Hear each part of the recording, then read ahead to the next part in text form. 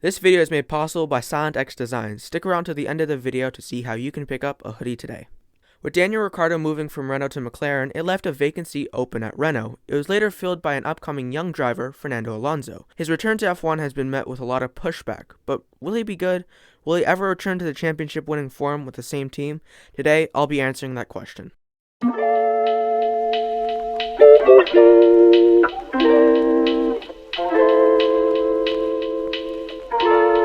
To go through his entire junior career, this video would be like an hour long, so I'll be talking about his F1 career.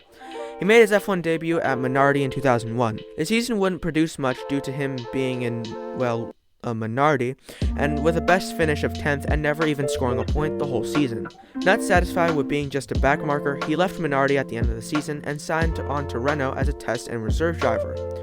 A year later, he was given his chance and promoted to a full-time driver, replacing the outgoing Jenson Button. This season, he went on to break multiple records, including the youngest pole sitter, and also breaking a record we previously talked about, Bruce McLaren's youngest winner record. He went on to achieve 4 more podiums and finished 6th in the driver's title with 55 points, so not too bad for his second season. The next year, he would stick with Renault, and immediately seen he improved, grabbing a podium in the season opener in Australia. He had a pretty good season, grabbing a multitude of podiums throughout the year and getting P4 in the Drivers' Championship. For 2005, he would again sign with Renault, and immediately something was different. In the first 5 rounds, Alonso managed to grab 3 wins and 5 podiums, easily taking the championship lead. He would later take a further 4 wins and 10 podiums, but the moment finally arrived when he crossed the line in Brazil to win the 2005 Drivers' World Championship and become the youngest world champion. I think he'd just throw it away at this point.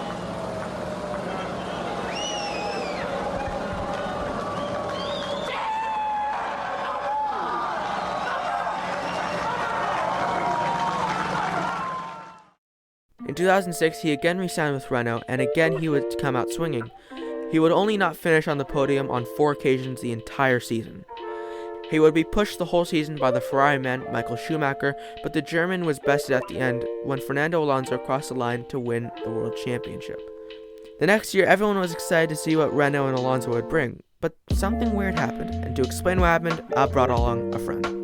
Fernando Alonso and Renault parted ways at the end of 2006, off the back of winning the championship. Alonso and Ron Dennis had agreed a 3-year deal to race at McLaren for the 2007 season, following a secret meeting in Japan. The move was obviously a shock decision, especially given the fact that he was so dominant with Renault. Nevertheless, Alonso made his debut for McLaren in a test at Jerez in late 2006 with the permission of Renault. The 2007 season began with a second-place finish in Australia, finishing behind Kimi Raikkonen, but ahead of his rookie teammate Lewis Hamilton. Alonso once again beat his teammate in the following round at Malaysia, where he won the race, and would go on to win a further 3 races in his title fight, while also suffering just 1 DNF at the Japanese Grand Prix. Alonso's relationship with Lewis Hamilton and McLaren was never a healthy one, with the pair struggling to get on well with one another, which led to several incidents over the season where the 2 drivers clashed. This toxic relationship at McLaren was eventually too much for Alonso, and the fact that Hamilton finished higher in the standings was just rubbing salt into the wounds, so he took the decision to return to Renault for the 2008 season. On the surface of it, moving back to Renault would have been a great idea for Alonso.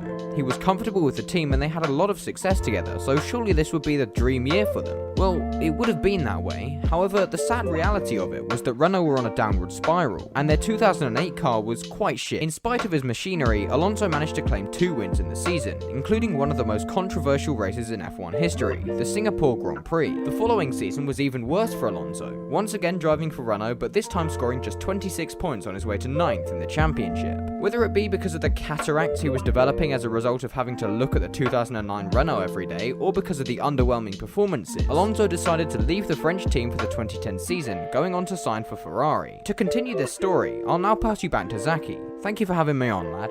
If you didn't know, that was John Warren, a cool guy and an awesome YouTuber. His links will be down in the description below. Like he said, Alonso would sign with Ferrari, replacing Kimi Raikkonen and partnering Felipe Massa. The next 2 seasons would be decent, finishing in P2 in 2010 championship and P4 in the 2011 championship. In 2012, he would again challenge for the championship against Sebastian Vettel, and in the last round of the championship in Brazil, he looked like he won the world championship, but a late charge from Vettel not only gave him the championship trophy, but gave his fans this legendary image.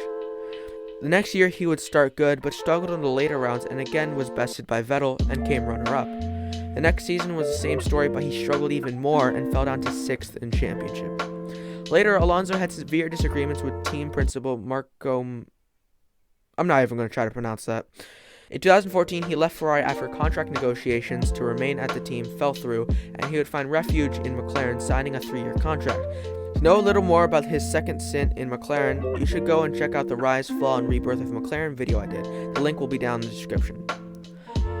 At the end of 2018, he would retire out of F1 to pursue IndyCar. This would not work out, and he never achieved his goal of winning the Indy 500, and frankly, never really came close.